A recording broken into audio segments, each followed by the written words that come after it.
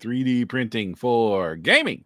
I'm your host, Jefferson J. Thacker, also known as Perram, and I'm joined by Kristen Sowers, also known as Seventh Mastery.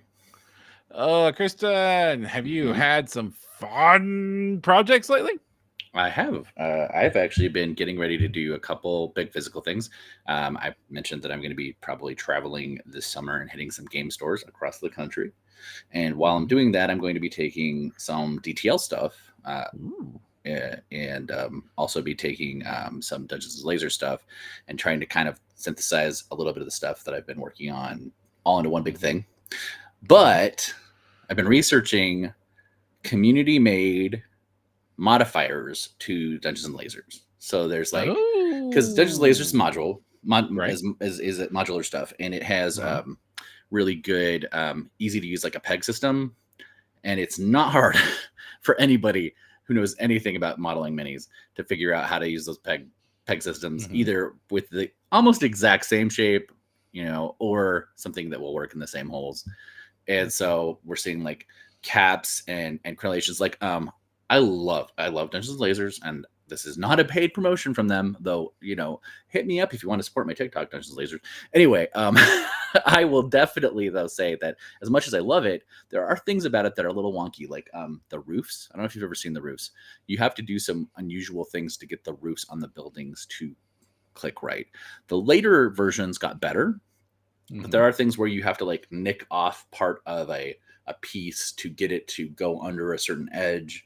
And if you do it wrong, it looks like there's a hole in the side of it. It just kind of ruins the whole look of it if you're not just, hand waving things, right? But that modification, there's been some people who've printed new versions that are a little bit better and a little more well put together. And I think, a little bit of printing could take that and up level the whole set, because I've already got a lot of it. I've already painted a lot of it, and it travels really, really well. The other thing that's nice about it is with those base plastic pieces, resin details can be used to kind of up level everything. And resin, what's the word you use? There's a word you use for all the little like dressing stuff. Greeblies, that's the one. Yeah, so that you're using the greeblies to like, really kind of push that look up and make it look really sweet. But that packing your greeblies and making sure the resin that's fragile is safe is very easy compared to packing your whole building or whatever made of resin, right? And obviously then there's FDM and whatever, but we know how well I do with big FDM projects, don't we? Oh, sure. It's going to be a grand old time. Yeah. So like, that's kind of the one thing I do or that I'm doing. And then the other thing, as I'm researching this, because I'm seeing a lot of synergy between the two ideas, is that for Christmas, one of my friends, who I love dearly, thank you, Mikey, gave me a ton, and I mean a ton, of the physical props, especially the Nolzur's Deluxe Wild Beyond the Witchlight stuff. And I want to run a like top tier, high end physical props Wild Beyond the Witchlight, which is ironic because it is one of the few modules you can do supposedly without ever getting in combat. But my experience was that was not the case when we played it. So, murder hobos will be murder hoboing. But yeah, I have a whole huge physical rig for that already that I really want to like kind of push all the way up. So I'm looking at, some of the cast and play sets for the carnival and the circus themes. I think, was it Great Grimoire also has a really cool carnival set that circus theme. Kind of want to get some more of those stuff. Anybody else has any good recommends about like things that might work? I would love a good Displacer kitted mini, because if you are familiar with the storyline, there is a missing Displacer kitty you have to find. Oh, I know that there's been a ton of Displacer kittens made, so you all have lots of material to recommend from. Right, which then of course segues to my third project, which is my ever expanding ridiculous need to have a physical print setup for Magic the Gathering D&D, because they're getting so intertwined now as the lore continues to mix and mingle, and we see little things show up from one to another. Right. That I'm really enjoying running games that have those features, and I would like to have some more physical minis to draw on from that. So I'm looking, especially like I really want to run an Ixalan game. I think I've mentioned that before. So I need some good dinos, preferably with some of the Mesoamerican vibes. I know it's almost like if I just took the lizards off of your dinos, I would be Mhm. 60 to 70% there already. I just have to find some good matching writers. Yeah, I've got lots of recommendations for you on that one. Mm-hmm. Artisan Guilds did a whole set of dinos and Amazons, Mm-hmm. also that is worth looking into. Mm-hmm. And one of the people I will talk about today, War Games Atlantic, has lots of fun stuff you can play with in that camp too. Yeah. So that's kind of where I'm headed, is a lot of little things to expand existing physical products, is I guess probably what I would be saying, which is one of the Mhm. things that we don't talk about a lot, because we either think about, here's the one big thing, do the thing, FDM stuff, or we talk about these STL releases. But there's so many Greeblies and little tiny Mhm. expansion products, especially community made stuff that's oftentimes free, that's Mhm. just incredible. And the content's just all over the place, and it's kind of also a little bit of a mini game just to search it all down and find it, right? Mhm. So I'm pretty hype. What do you got coming down the project pipe? Right now, I am back to doing a lot of work printing, Mm-hmm. which is unfortunately a bigger part of my life than I thought it would be.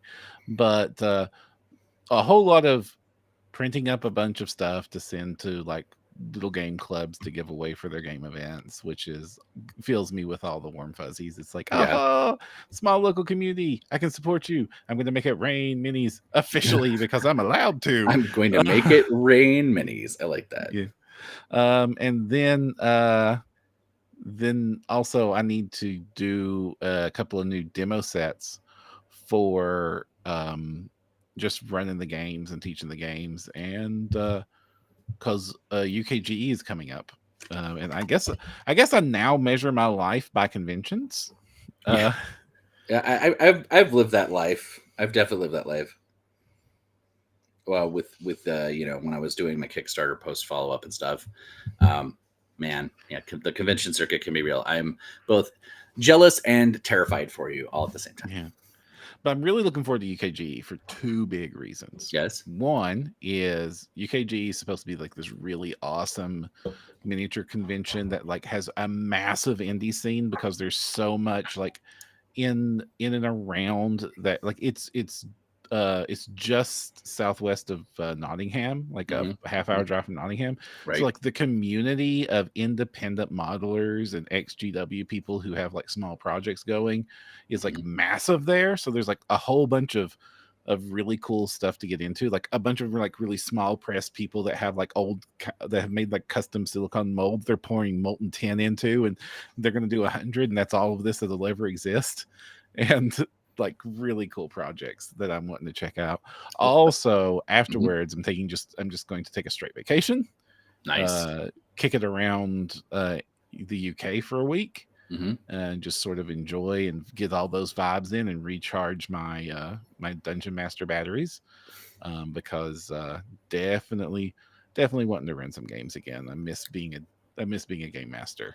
Yeah, you mentioned your DM Mhm. chops are itching a little bit, so I'm Mhm. excited because if I get to play in your game like you're playing in my game, I certainly wouldn't mind that. But if it's a local game, it's fine.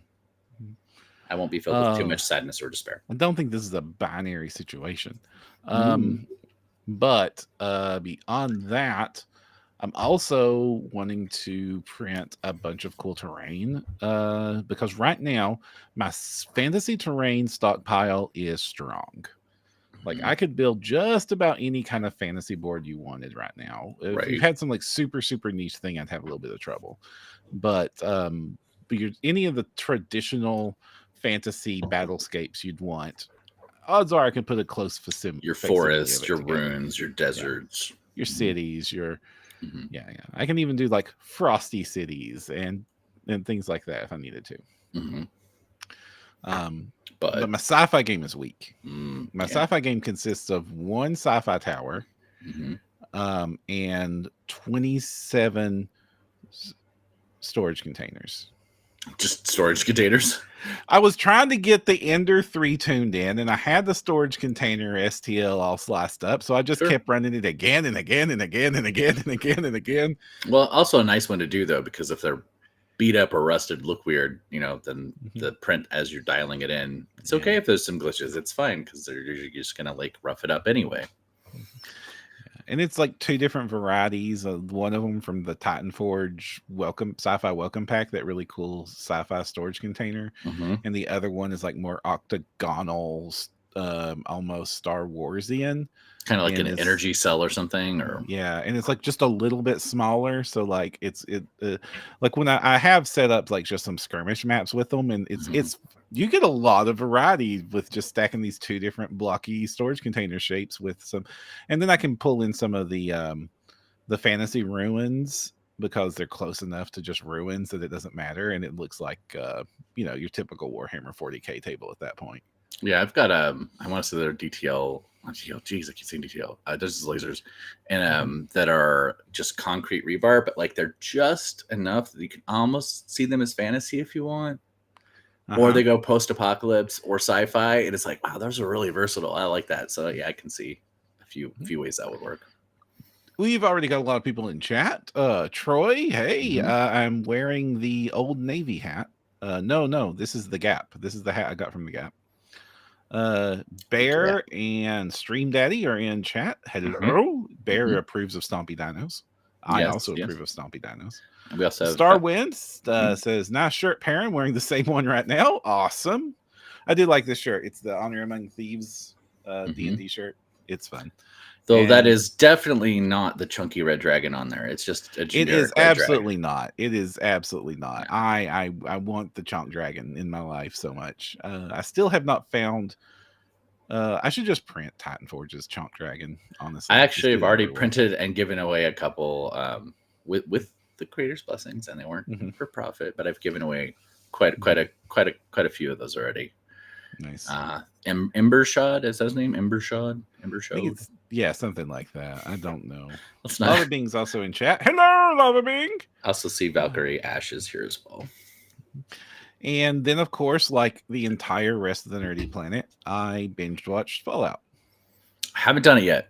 Mhm. I heard that the first scene with Dogmeat is pretty rough, and I was like, I don't need that right now. So It is. It has. Yeah, it's a rough show. It's got lots of the trigger warnings, people. It's got lots of them.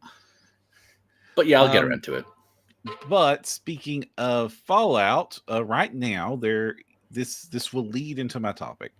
Um, as a well-timed Humble Bundle, Mm-hmm. Modifius has released their Fallout Humble Bundle. Now, part of this is because Modifius is about to release a new version of their Fallout skirmish game called Fallout Factions, which is Gotcha. compatible with their existing Wasteland Warfare. Factions is sort of like a much more smaller scale fight, and then Wasteland Warfare is for like a bigger tables, and they're both cross compatible, so that's good news. And they also have like a RPG expansion for Wasteland Warfare, which is Ah, not like it's a weird way to do that, but like I guess you're following that roots, like the D&D roots. You start with a war game and I then guess so. pivot to an Actually, RPG. not a lot of people think about Um, that anymore, but it did start that way. So yeah. so if you wanted to get in to Fallout right now, Mm-hmm. or for any amount of 3D printing, this is like the perfect place to start. Because for like $18, you can get everything in the bundle. And that includes all the Robux for, like, I don't know about all the Robux, like a bunch of Robux for the game. A vault, enough, all the vault sets so you can build like interior vault maps, some of the Mm, vehicles, and a bunch of the exterior ruins so you can like build your, like, my favorite's like the red rockets, because like that says Fallout, like ruined farmhouse. I can get a bunch of ruined farmhouses anywhere right. else, Right. but red rocket, and of course all of this is like officially licensed. This isn't like proxies or fan art or anything like that. This is all officially licensed Fallout stuff. $18 gets you everything you need to get started. Only one playable miniature, which is a vault dweller. Interesting. So They you don't. They need to don't have. provide your miniatures from your plethora of other sources. But Interesting. Fallout is like really, as a setting, Fallout, it lends itself to kit bashing, extremely kit bashing friendly to make your custom crew. Um, That's fair. yeah, We yeah. have a question. So go ahead. Uh huh. What's the We had question? a question in chat was, speaking of sci-fi, do Patreon tribe designers who do both have you considered breaking sci-fi and fantasy into different tiers? Can do one instead of getting both. You know what? Actually, from my understanding, most of the ones am familiar with now do this. Like I know Archvillain splits them. Cyberforge and Titanforge are different. You guys are one of the few that does combined, right? Yeah. OPR still does the combined sci-fi fantasy, and we haven't done a price bump. Right. Yeah, stupid good value. Same with actually Epic, I believe, right? No, Epic does have a separate sci-fi tier now. Yeah. Gamic has a separate tier too. I'm finding that most people do the split. It's very, there's not a bunch of people that do one sci-fi and fantasy. A lot of times, when you're, especially with how crowded the market got, like finding your niche and sticking to it was like the method of success for a lot of people. So trying to spread out is sometimes risky. I'm not saying don't do it, but do it smart. Like, and anytime you're growing your business, grow it smart. It's also interesting in the gaming space. If you're not Warhammer adjacent, sci-fi never keeps up with fantasy. This is something I don't know why. It's just because there isn't a sci-fi. We have all agreed that, well, for some reason, there's this amalgamation of genre we call fantasy that can encompass a lot of subgenres that we are all happy playing together in the big kitchen sink a lot of times. Like sometimes we go hyper specialized and you want your low fantasy, or sometimes you want to go with fantasy based on different cultures or original cultures. And sometimes you go fandom specific, but a lot of Tolkien-esque fantasy and I guess dungeon fantasy has become kind of a shortcut name that a lot of people can design for, and it's got a lot of very flexible space, but it also combines very well together in ways. And with sci-fi, that ain't true. You've got post-apocalypse, you got cyberpunk, you've got your war grim hordes, you've got space opera, you've got a billion different fandoms, and the second you touch on fandoms, then the details start to matter. Like the Jedi needs to look like a Jedi. The bridge of the Star Trek crew needs to look like a Starfleet bridge. You can do a little bit of creativity, but then like the specifics start mattering, and the licensing starts mattering, or the artist that is creating compatible material needs to make sure that the compatible material fits the theme of the fandom they're designing for. And not a lot of this cross-pollinates very well, because the game that would makes a cool Star Trek bridge combat kind of game does not mix well with a post-apocalyptic fantasy, except for maybe for an episode or two, but not like it's for a regular ongoing campaign. And those audiences are looking for completely different things. So it is infinitely harder to do quote unquote sci-fi. Right. Troy is also adding on, just hate throwing away sci-fi every month, so I don't go for patrons to include them. Troy, I'm going to try to give you a tip, and this may help and it might not. Look at the minis in the fantasy side and think, would I have paid for this by itself? Because adjusting your perspective to this fantasy thing is worth the $10, then the other stuff's just free. And I know that's a weird thing, a trick to play on yourself. And I know you're going to probably be cost valuing out per mini or whatever.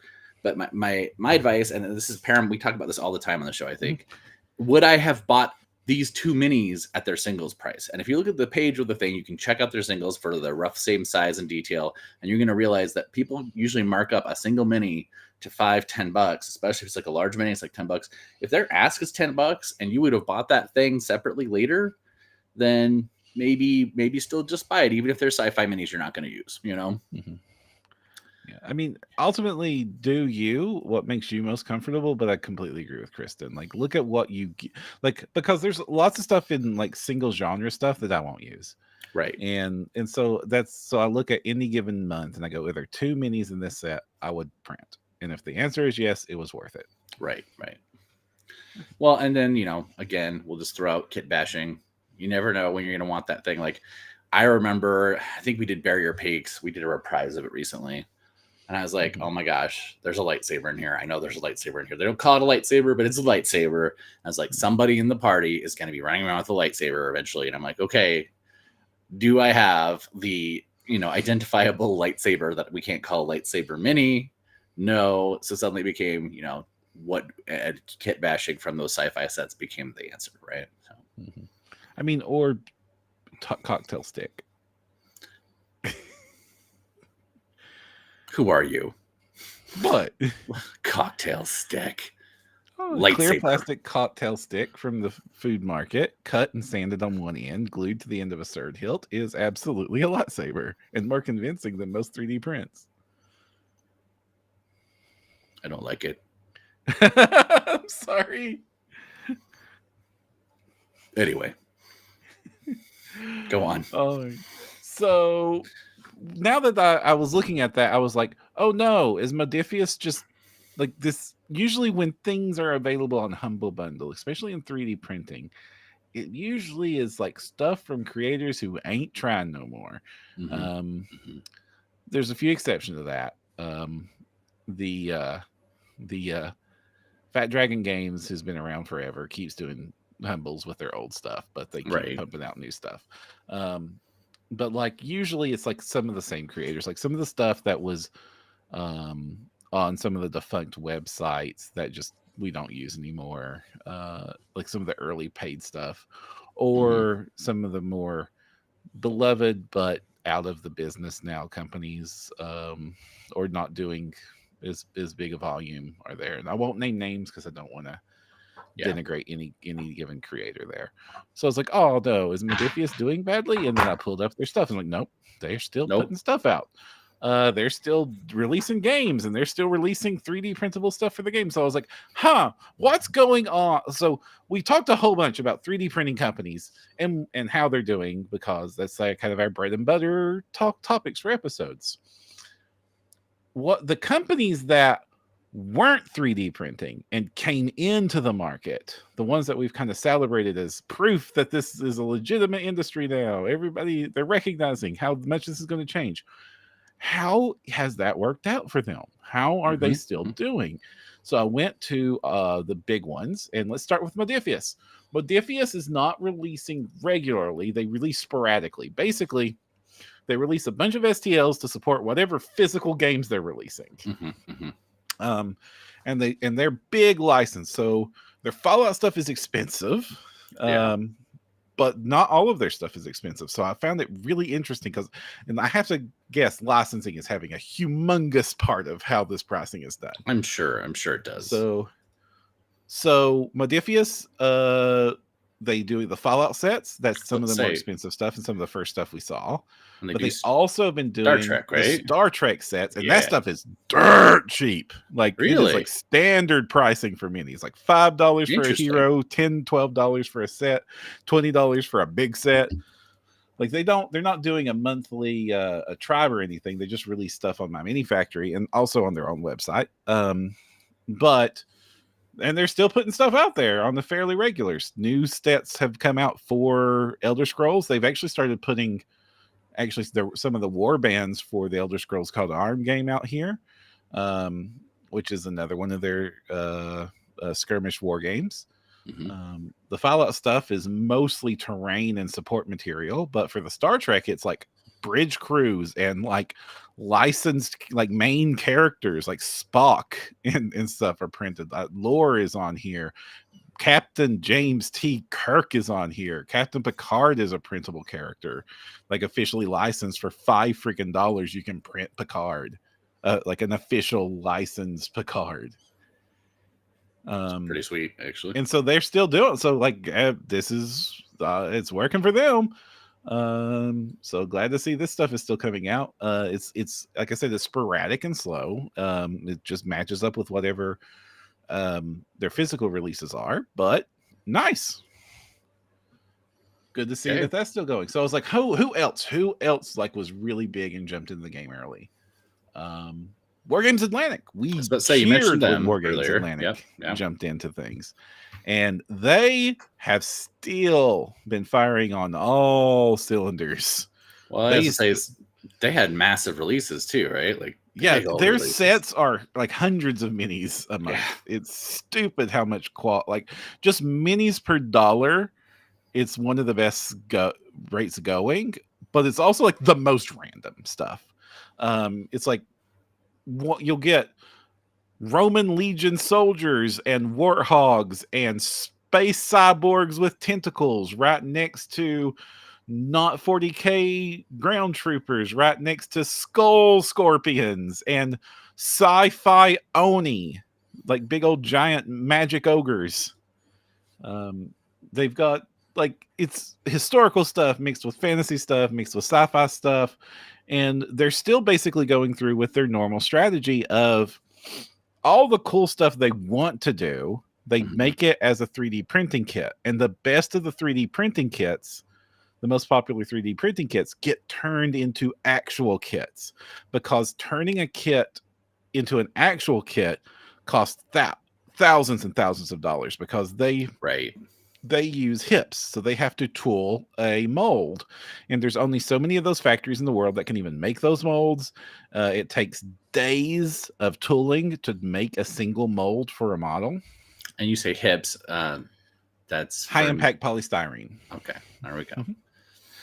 What you consider when you buy a model kit for Warhammer or a model car or a Gundam, that's the kind of plastic it's made out of.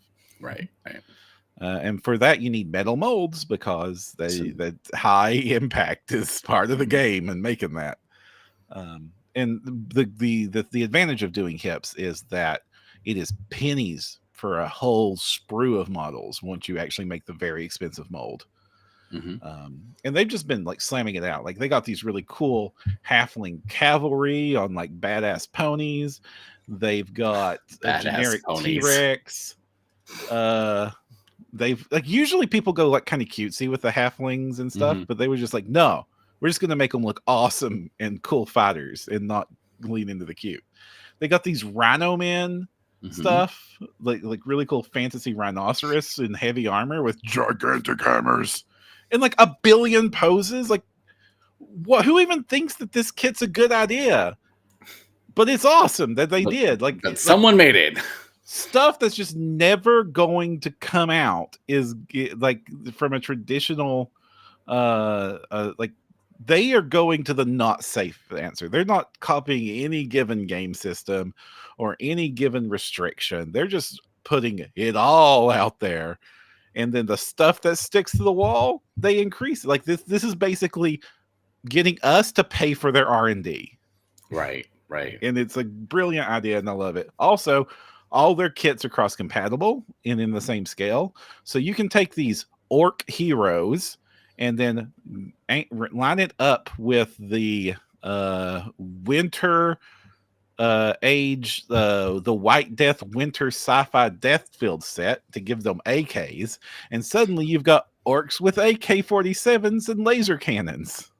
There you go. So this is what I just I'm getting excited about it, but it's just like, this makes no sense, and I love it. It's crazy and dumb in all the best ways, and please to goodness keep doing it. I mean, I hope it's being, I mean, it feels like it's being profitable for them. They're keeping at it. And like you said, they're basically doing this to suss out what's going to sell physically. So it's not a bad idea. They're sitting at just shy of 800 tribers, paying them $10 a month. So it's not nothing. No, it's probably covering a lot of their art outlay. So yeah. It's enough to pay the artist to jazz up this stuff, and then you can take that and make the ones that are successful or the ones that are popular get turned into real kits, and that's when the real money comes from. Right. Yeah. So who else was doing cool kits, or who came in? I remember we did a big thing, Privateer Press. They're coming into 3D printing in a completely different way. Their War Machine Mark IV, completely 3D printed manufacturing. And I'm like, how'd that work out? Because they had a bumpy start. Like Yeah. when the first set There's some came out at quality Gen issues, Con, right? Some there was some concerns. quality Yeah. issues.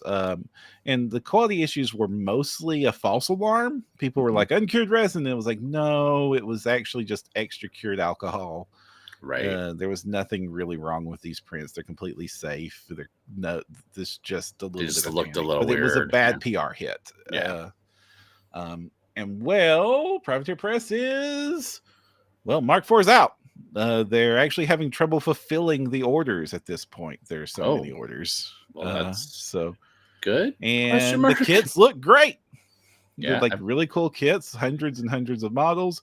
That's the one cool thing is like they were able, I think this technology lets you very rapidly make a very large range Mm-hmm. because with 3D printing manufacturing, you can basically print to demand. Mm-hmm. They're doing the A Song of Ice and Fire release strategy for their game, which I kind of dig, and I kind of think it's maybe the right way to do releasing war games, especially if your name is not Games Workshop. When Which you is they say that, yeah. release. Okay, go ahead. You're gonna explain it. Let's make sure. Go on. Which is where you release a starter army Mm-hmm. that you buy, and then you release expansion packs to Mm-hmm. add to that army, so that like getting into the game, it's very focused. It's very, you know what you're doing, and you have a clear upgrade path. And then by the time you start wondering, but maybe I don't want this particular war jacket, at that point in time, you're deep enough into the hobby trumpet that you are informed enough to make the right decisions for buying like specific models and in specific kits and stuff like that. But by focusing on big box set, this is the cool army with steampunk lightning dwarves. Big box Right. set, this is easy to get started. And then expansion packs is easy paths forward into the game. So kind Star of, Wars Legion is doing it, yeah. Shatterpoint's doing it, Marvel's doing it, Song of Ice and Fire is doing it this way. It's a very smart path. And these are 3D printed models. They do not sell the STLs and have no interest in doing that. Right.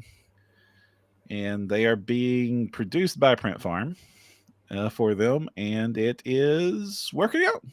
Well, Except for except for the the part where fulfillment. they've hit a bottleneck and the ability to deliver. But Right. Hey, I'm actually I was having like a back and forth with Fawhammer about this, Mm-hmm. and like my opinion is that the gaming market for small and medium manufacturing, 3D printing manufacturing starts to make a lot of sense in a way that a lot of the other ones don't, especially now that printers are getting very fast. Right. Right. Extremely fast, and you have these print stacking techniques to get a whole lot of models out and take advantage of that speed. Like if Mm-hmm. you can fill the entire Z height of a Elegoo Saturn Ultra 4 in 2.5 hours, Right. why wouldn't you stack that to the moon? I can't get to the printer every 3 hours regularly. Mm-hmm. My print sits there for hours sometimes between prints. Yeah. You were showing me some pictures. They're definitely like getting to that point again, because we used to do this when we both first started, right? Yeah. But now with the quality increases, it's becoming a lot less risky. Yes, that's the thing. The risk of stack printing is that when you have a failure, it takes out the tower.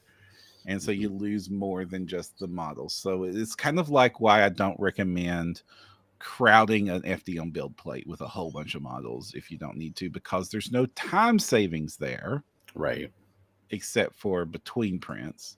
And for most hobbyists, that's not a concern. Like it starts becoming a concern once you start entering print farm level production. Mm-hmm. And again, stacking doesn't make sense for a hobbyist, but it does start to make sense if you're entering print farm level production, and you need to like juggle 5 of these printers on shifts. Or you're trying to make a really big army in a big damn hurry. Damn Getting ready for these conventions. I've sometimes wished I'm borrowing friends' printers and like loading the build plates up and swapping them and getting my little sister to swap them when I can't and all that jazz. Right. Fun stuff. But now you could do this once more. And that's not the last of the. That is not the last of the big companies that have entered the market. No. There's one more name that I think is pretty obvious. Mantic. Oh, okay. who just released the Halo game. That's The true. Halo game, and the Halo game is fun. Hmm. It's just the same as Dead Zone, which is a fun game. So it's basically just a skin version of Dead Zone? Yeah, with some custom rules to make it feel like Halo. Like your units respawn, you have overshields that recharge at the end of the round, things like that like lean into it. But it is basically a skin version of Dead Zone, which is a great game. So sure, go for it. To say that's not always a bad thing. I mean, it's kind of like how many people do we know that use 5e to simulate all sorts of other genres, even though it's just supposed to be core fantasy D&D. So. And they have been offering the Mantic Vault for the past year. So it's been a year of the Mantic Vault. And this is a situation where I know how they're doing, or at least how they say they're doing, because I got to talk with them at Adepticon about it. Oh, Adepticon. Okay. Yeah. And they say it's doing fine and they're doing exactly what they wanted to. And their strategy is different from everybody else's strategy. If you look at their strategy, this is definitely... this Mantic Vault is not meant as a generic source of models. Now, you can certainly do that. The price is pretty on the cheap side. Like you can get it as low as like $5 USD a month. So like it's fair. It's not a very expensive subscription. Right. And they do release enough models that if you just want cool models, sure, you can get them here. But what they do is this is meant to be a supplement to people who play their physical games. Right. So it's things like all of the ships in, like if you want to play Armada and you've been subscribed to Mantic Vault, you have every Armada ship. You can play fantasy boats all day and everything all day. They even went on My Mini Factory and released like a Frontier. So like you can even get the game rules digitally and everything you need to play and tokens and all that jazz. If you want to play fantasy boats, you covered. Kings of War is probably their biggest game, and it's the one that gets a lot of support here. And what they do there is very interesting, and they basically kept it up where they don't release the cheap kits. You're not going to get your orcs here. You're not going to get your orc warriors, your Saurian spearmen, your things. They want you to still buy those plastic kits, and those plastic kits are cheap as crap. So sure, I'll pay you $20 for 30 orcs, whatever. I'm not going to complain about that. But what they do offer is the more elite stuff that they that because of how things are produced ends up costing a lot of money on their website. So things like the Reapers, that's not the Reapers, Soul Flayers. Well, I don't know. I'm forgetting some of the names of these models, or the Yetis, or like big resin cast pieces that they had to offer in resin and were expensive and difficult to produce. You can print those at home and like save yourself a ton of money by doing it that way. Also, upgrades, things that would be upgrade sprues to like take your halfling warriors and turn them into halfling veterans. They'll give you the upgrade parts to do that in here, as well as enough unique stuff. And also like a lot of their terrain stuff and accessories are in here. And then enough unique stuff added onto that pile to make it worth it, even if you don't have any of the kits that the stuff is meant to supplement. So you want a whole pack of water elementals and the big giant water elemental to lead them. They got that. Things like that. These are the same STLs that later became their actual models. And it's kind of interesting to see how they had to change them. I think I brought this up before, where you can see like this is the original art for the mummy snake riders. And you can see that there was a lot more detail on that snake that didn't make it to the final mold because they needed to make it moldable. So they had to like remove some of the loose bones and simplify the sculpt. But if you want the super pretty version that they weren't able to make into physical production, you can get the original now. That's cool. They've also released one cool thing as a loyalty reward is that one of the things that Mantic does, a specific kit that is really awesome, is they make a very cheap giant kit, and this giant is an actual foot tall. We have talked about this, and it's pretty epic for sure. Right. And then they've released a whole bunch of modifier kits to take that and turn it into a shadow giant, or a lightning giant, or a frosty giant, and all sorts of things. And they've been releasing those kits as 3D printable. Well, as a loyalty reward, they just said, here's the giant. You don't even need to go buy the giant kit anymore. Print all the giants you want. Here's the base giant. And so sweet. It's fun. So their version of 3D printing supports their physical games. So you still need to, if you wanted to play in the Mantic world and stuff, there's still a lot of reason and that you would just buy the physical models and still produce that, and it's sort of a supplement. So they're not undercutting their physical sales, they're just enriching their world. I think that's a really good way to do it, and I feel like more and more companies that are smaller would definitely benefit from this kind of thinking, where I think there are people who are too nervous, and I know sometimes people get a licensing agreement, you can't do anything about it. I'm just really glad that Modiphius somehow wrangled their licensing agreements to allow it, because it's brilliant. So that is crazy. When the second I saw I could print James T. Kirk, I was like, what the heck? And then you can have a whole mirror universe. Paint little goatees on half. Yeah, just reverse the STL and put little goatees on them all. It'd be amazing. I actually would want the Discovery stuff, because man, the Mirror Universe stuff in Discovery is crazy cool. I don't know if you've watched. Unfortunately, I didn't see any Discovery stuff. I saw kit. There's like some kit bash kits to like make your own Starfleet officer kind of sets in there. That means we don't have Kelpians though, and I really like Saru, so it's sad. Yep. So I think that there's a lot of room out there, and I'm glad we're seeing, of all the companies we mentioned, none of them quit. All of them are still going and still doing it, and it looks like intend to keep doing it.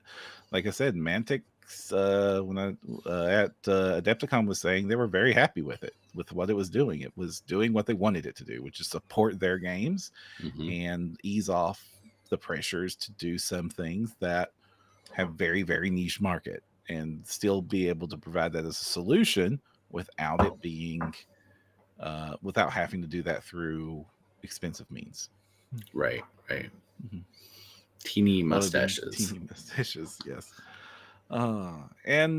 So which companies do you think should jump in? Like, is there any companies out there that just seem obvious that this would be perfect for them? It's more the companies that don't have lines. Like, you have somebody big like Wizards, they can obviously support Dungeons and Dragons 5 ways till Tuesday, right? But I look at some of the smaller companies and I think, what if some of those companies got into that space and had more of that niche availability. Like, I don't know, have we seen anything for, like, I know there's generic stuff for Cyberpunk, but has like Cyberpunk Reg, do they have anything official yet?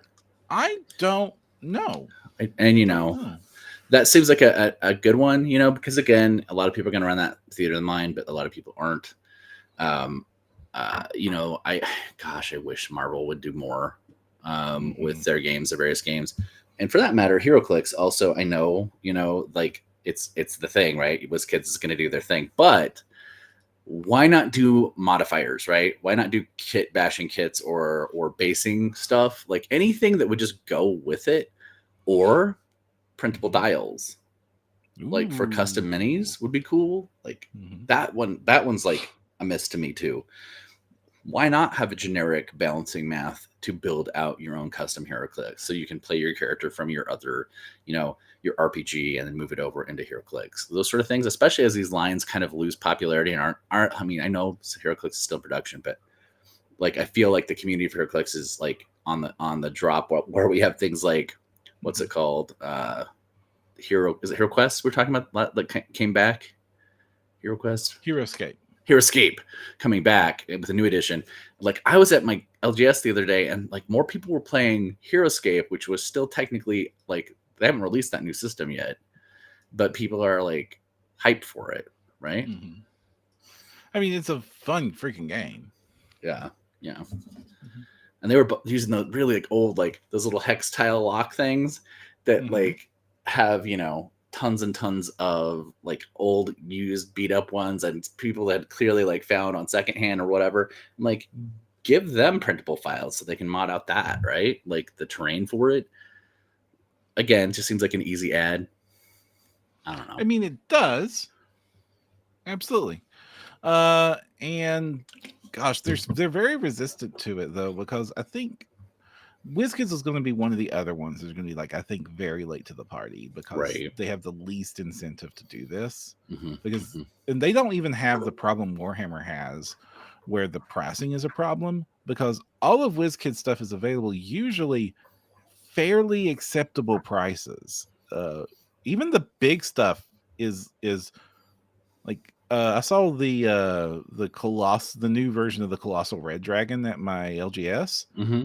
and $70 is not a bad price for a big freaking painted dragon. I mean, it's pushing it, but yeah, I would circle back though and say they need to do something about Warlock because as terrain goes, it's hard to use. The clips are brittle, and I think if they did some 3D printing support for Warlock, like some trays or some other things, because like if you had like a frame that you could just set your rooms into, you wouldn't have to use those clips, and those clips are just you either have to wear them out and get them to the point where they're on the verge of breaking so that they're easy to use, or like I have broke so many of them, and yeah, I don't know. I think that is a place that WizKids could definitely grow. It's the support products, right? The extra dials for your hero clicks, the terrain pieces for Warlock. I can see just like a lot of potential to kind of add some peripherals and stuff they wouldn't even have to put that much work into. A and B stuff that they would be able to monetize and probably get a decent flow through just off of people who want to add that little extra thing, right? I don't know. Who else? I want them to, but it's one of those things. It's like, I want you to, Right. but I understand why you don't. Well, I would love to see. I'd love to see Fantasy Flight do some of this because they have failed several times to crack this market and had a couple of good successes. And then they leave behind a corpse of dead popular games that could still have some support if they just had like a time delay. The wreckage of their licenses they lose and everything. Yeah. Well, they still even have the licenses. They just don't put the games out. Yeah. I going back to Marvel one more time too, and this is we're never going to hear the end of this from me, people. So just get used to it. Customizable superhero minis also for their 616 RPG, which you would have a very hard time printing, everybody's special snowflake of a character for a supers game. But man, like if we had a kit for that, just some good capes, some good accessories, whatever, some good poses. I'm still kind of dumbfounded that we don't have like a good and this okay as a Patreon and as a tribe we've seen this fail over and over again, right? Where someone comes in, they do it for a few months and they just disappear. Right. And there's a couple people still putting out there. I think like is it C27, C something, still doing some, but usually they do more like fan art stuff. And I think if we could see something more generic that was attached to a license like Marvel, that maybe it would stay. Who is primed to do this? That needs to just do it. So, who owns the license now? I think Sony, which makes it Daybreak, owns the license. City of Heroes exists. It has, and now it's back kind of officially. They've endorsed a fan server, given them full permission to run the fan server and assets to do so. And it has the only successful customize a superhero that I think can make almost literally any hero in it. That it's really good. If they were just put a team out there to make these a 3D printable Eldritch Foundry type situation, and also the City of Heroes STL creator, oh my goodness, so many people would use that and play it just for kicks. I'm sure. Like, half Yeah, the fun of City of Heroes is just sitting there in the character creator with its thousands of options, making custom heroes. for me, it was customizing power effects. That Oh, again, not surprising. What do I always ask for people to make? Spell effects spell and effects. power effects. Yeah, yeah. Mhm, Because I love messing around with that. You can get some really neat stuff mhm. like the moose strikers that were all like bound up and like hovering in their lightning. That would be such a cool mini. Oh my gosh, it'd be really cool. Oh. Speaking of, that leads me to shout outs. Yeah. Because a related shout out, Yes. Yes. Sentinel City from the Dragon's Rest. Oh. It is a 3D printable superhero city. Oh, nice. So Dragon's Rest is a wonderful terrain creator. Usually focuses on fantasy, has done some sci-fi stuff, but so now they've done a Kickstarter for Sentinel City, which is a completely modular city set for your superhero / modern needs. They're Nice. definitely leaning into the Crisis Protocol Hero Clicks. Is it the same there. scale? Yes, it is absolutely the same. It's 32 millimeters or 45 millimeters. It's 3D printable. It's any scale you want it to be. Sure. You can modify it. They've already unlocked like a ton of the stretch goals too. They've got these like completely modular tile sets. But the first stretch goal was actually how about some just pre-built rooms to get these out quick. So it's definitely like a build your custom city the way you want it to kind of situation, and less of a here's a bunch of buildings. But at the same time, it's cool. There's not a lot of support for this kind of thing in the world, and it looks No, really I love nice. it. I love it. Yeah. That's really cool. And imagine getting to play on this at your local game store every week if you played Crisis Protocol or Hero Clicks. I mean, just like, Sure. isn't that awesome? Yeah, I mean, I've always wanted more modern terrain anyway, and like I would probably end up using it for weird stuff like TMNT or Marvel Superheroes Classic meets Masterminds. Like I could think of tons of things I'd use it for. Starwind is asking us, yep, you pulled it up. What's your usual ratio? Tenacious with standard resin, 10% for me. It depends on what I'm mixing it with. If I'm mixing it with Elegoo ABS or any cubic ABS, 10% is good, but I've recently changed to 20. Ooh. And 20 has made for some really invincible models. So you are spending to get those invincible models because you're going through twice as much Tenacious. But boy, am I really happy with the results. Like some super durable stuff. And I'm going to just toss out really quick that this is eyeballed for me. I know that's going to probably make some of you cringe, but like close enough to 10% seems to be close enough for working for me. Sure. And I'm the opposite. I get the little measuring do. cups. And I'm like 100 milliliters in here and 900 milliliters of this. And exactly 10%, exactly 20%. It's fun. That's adorable. I like it.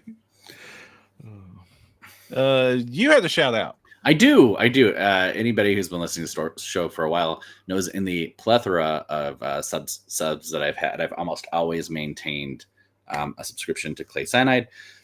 Clay Cyanide does like a mythological themed thing usually every month, but usually also does like a factions release. And this is the first time I've ever seen them do Mind Flayers. And you know me and my Tentacle Boys. This is their Elder Brain. Frightening as heck. Very different. This looks like an Elder Brain that's going to come kick your butt. Usually the Elder Brain is just kind of like sitting in a puddle and is like, you know, it's swimming, tadpoles rushing around it and everything. And it's very passive looking. This looks like it's going to kick your butt. I have another favorite that we've shown on a show before that was like, had tentacles and stuff. It was a little more active looking, but this one actually looks like it's going to kick some. And I like that. But the other models, it's got a whole set of decent Mind Flayers with it. Very, very classic. They very much feel very second ed leaning to early 3.0 artwork styles. Very spoopy.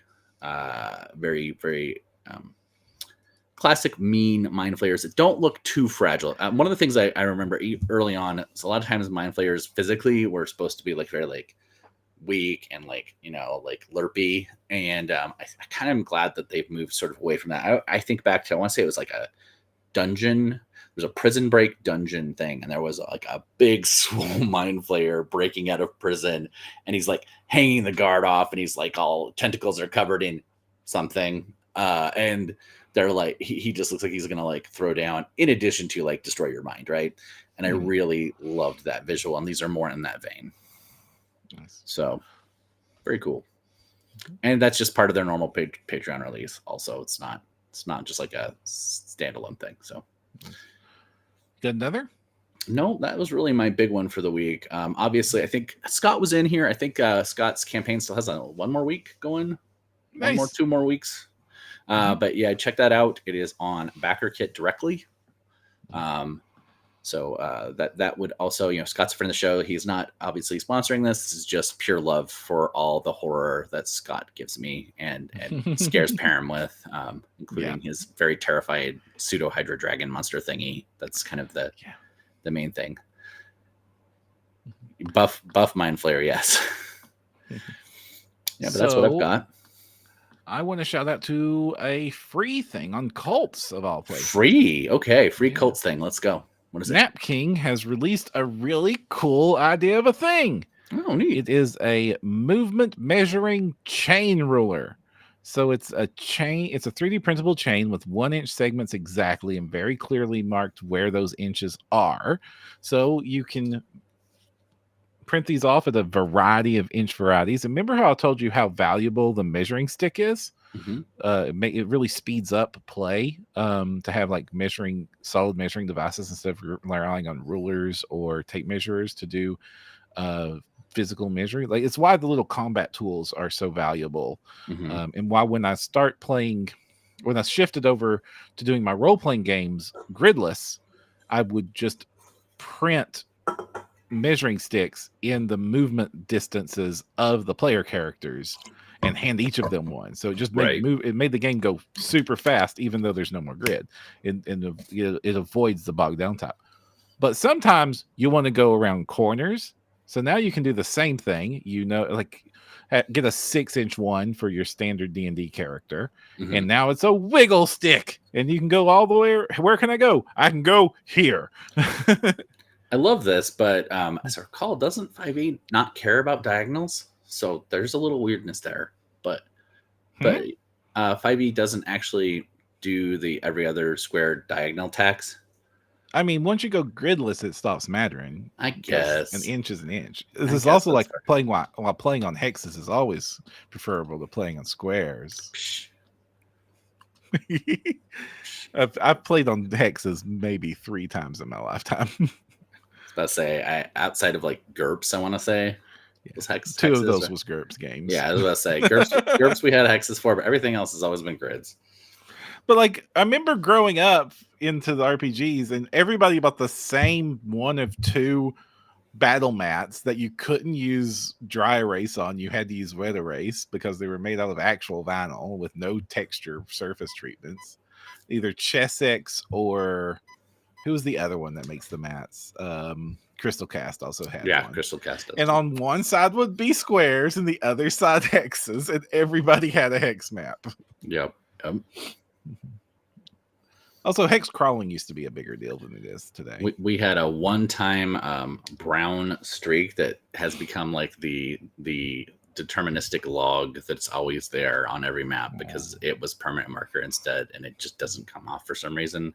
Must have like perfectly fused with the coating on the thing. But yeah. Well, that's bringing us close to the end of the episode. If you want to hear more, you can find us on printyourgames.com. And you can also find us on YouTube as well as all the other socials. And you'll find the links to that at printyourgames.com. If you want to support the show, the best thing you can do is give us a review on iTunes or Spotify. And if you're watching us on YouTube, the best thing you can do is like, comment, and subscribe. Until next time, I'm Jefferson J. Thacker, also known as Perram. I'm Kristen Sowards, also known as Seventh Mastery, and don't forget to use your screen protector.